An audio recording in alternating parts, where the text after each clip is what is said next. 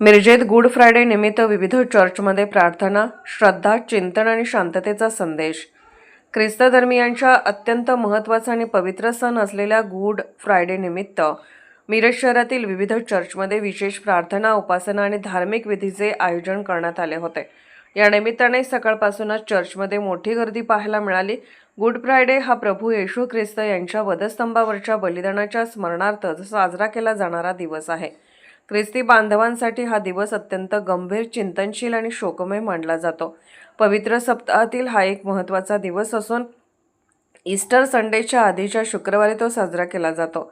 या दिवशी प्रभू येशू ख्रिस्त यांना वधस्तंभावर खिळण्यात आले अशी धार्मिक श्रद्धा आहे। मानवजातीच्या पापांची क्षमा व्हावी यासाठी त्यांनी आपले जीवन अर्पण केले असा विश्वास ख्रिस्ती समाजात आहे। त्यांच्या या महान बलिदानाच्या स्मरणार्थ श्रद्धाळू उपवास करतात, प्रार्थना करतात आणि शांततेचा संदेश देतात।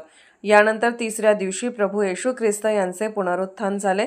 तो दिवस ईस्टर म्हणून मोठ्या उत्साहात साजरा केला जातो। मिरज शहरातील रोझरी चर्चसह इतर चर्चमध्येही विशेष प्रार्थना सभा घेण्यात आल्या। रोझरी चर्चमध्ये लाजरस यांनी श्रद्धाळूंना संबोधित करत प्रेम, क्षमा आणि शांततेचा संदेश दिला। त्यांनी आपल्या प्रवचनात सांगितले की प्रभू येशू ख्रिस्त यांच्या बलिदानातून मानवतेला प्रेम, सहिष्णुता आणि क्षमाशीलतेचा संदेश मिळतो। समाजात एकोपा आणि शांतता राखणे हीच खरी त्यांच्या शिकवणीची अंमलबजावणी आहे।